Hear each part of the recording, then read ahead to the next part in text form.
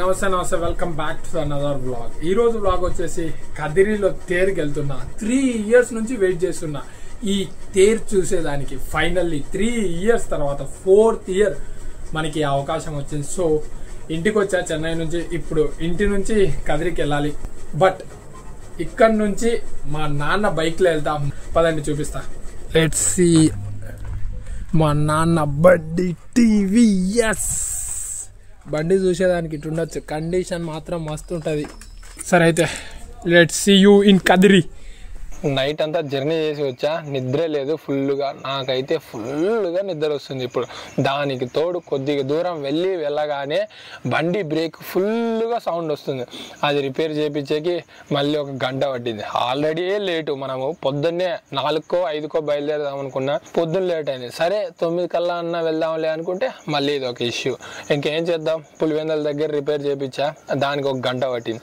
Repair చేయించిన తర్వాత అలా బైపాస్ రోడ్లో టిఫిన్ చేసేసి మళ్ళీ స్టార్ట్ అయిపోయా. కరెక్ట్ టైంకి రీచ్ అయిపోయినట్టున్నాం. కరెక్ట్గా వచ్చానో లేదో ఇక స్టార్ట్ చేశారు. ఫైనల్లీ రీచ్ అయిపోయాం. మార్నింగ్ 7కి స్టార్ట్ అయిపోతే ఇప్పుడు టైం 10:30 అయింది. మధ్యలో బైక్ రిపేర్ రావడం వల్ల అది చేయించుకొని వచ్చేవాళ్ళకి ఇంత లేట్ అయింది. నా ఫ్రెండ్ ఏడుందో ఫస్ట్ దాన్ని ఎతకాలి.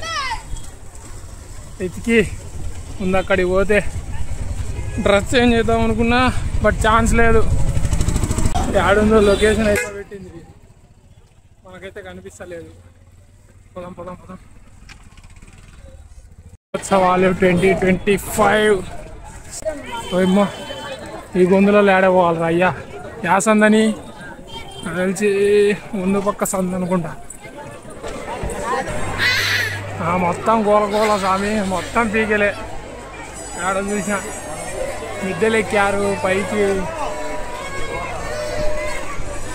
ఫైనల్లీ నా ఫ్రెండ్ని అయితే కలిసేసా. ఎంత కష్టపడ్డానంటే అంత కష్టపడ్డా. ఈ గుంపులలో ఏడుందో ఏమో అస్సలు తెలియట్లేదు. చిన్నప్పుడు పిల్లలు తిరణాల్లో తప్పిపోతే ఎలా ఏడుస్తూ ఎతుకుదామో, ఏడ్చలేదు అనుకోండి, కానీ అంతసేపు పట్టింది ఎతికేకి. అక్కడక్కడే చుట్టూ తిరుగుతున్నా, కనుక్కోలేకపోతున్నా. బట్ ఫైనల్లీ చూసేసి కలిసేసి నా దగ్గర ఉండే బ్యాగ్ ఇచ్చేసి రథం ఉన్న స్ట్రీట్ లేక్ అయితే స్టార్ట్ అయ్యాడు. లిటరల్లీ వెళ్ళే దారిలో మొత్తం నలిపేశారు. బాడీ అయితే షేక్ అయిపోయింది అసలుకి. అబ్బా వద్దులేండి దాన్ని ఊహించుకుంటుంటేనే. అండ్ నేనంటే హైట్ ఉన్నా కాబట్టి ఎలాగోలాగా బయటపడ్డా. కానీ పొట్టిగా ఉండే వాళ్ళ పరిస్థితి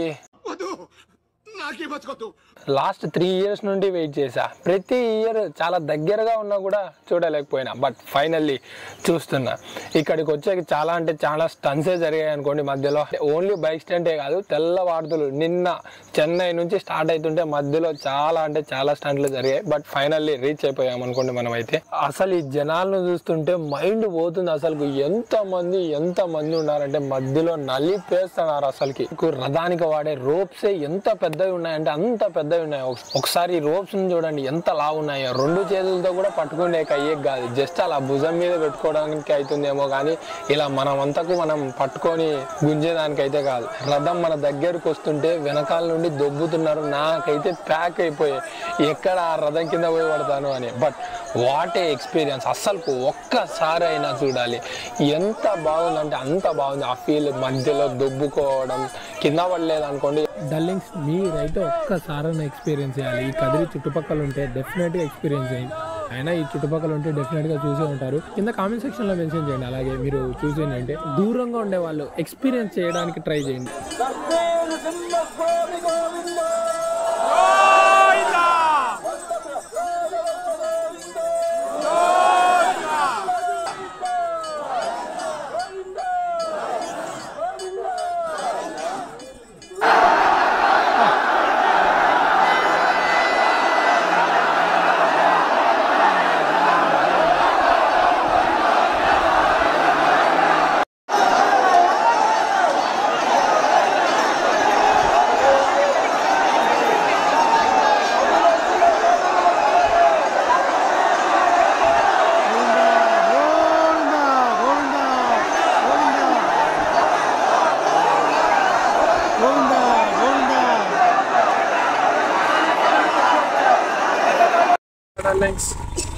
రథోత్సవం అయిపోయింది. సో ఇప్పుడు వచ్చేసి స్ట్రీట్ షాపింగ్ చేద్దాం.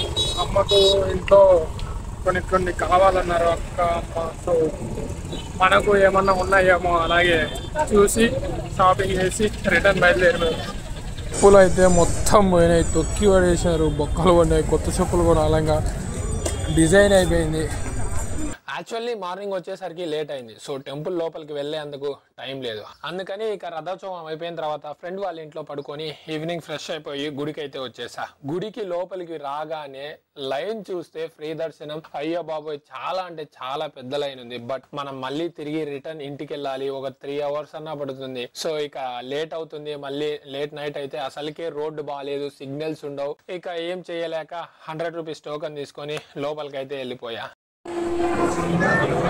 దర్శనం అయిపోయింది, సో టైం లేదని టోకన్ దర్శనంకి అయితే వెళ్ళిపోయా. మళ్ళీ ఇంటికి పోయేదానికి లేట్ అవుతుంది కదా అని 100 రూపాయలు పెట్టేసి ఆడికి లేట్ అయింది. ఫ్రీ దర్శనం పోయింటే ఇంకా ఫుల్గా లేట్ అయ్యేది. ఇక అమ్మకు అక్కకు కావాల్సినవి తీసుకొని షాపింగ్ చేసేసి రిటర్న్ అయితే స్టార్ట్ అయిపోయా. ఆడికే లేట్ అయిపోయింది, నియర్లీ 6:40 ఎంతో అయింది. వన్ లాస్ట్ టైం నరసింహ స్వామికి లైట్లలో వెలిగిపోతాను ఆడు. గోవిందా గోవిందా. వా, ఎంత క్లారిటీగా వస్తుందో అసలుకి. లైటింగ్ రిఫ్లెక్ట్ కాకుండా పర్ఫెక్ట్. అసలు వ్లాగ్లో చాలా అంటే చాలా స్టంట్లే జరిగాయి. ఈ గుడికి పోవడానికి it's not a normal thing, ఈజీగా అయితే అయిపోయలేదు.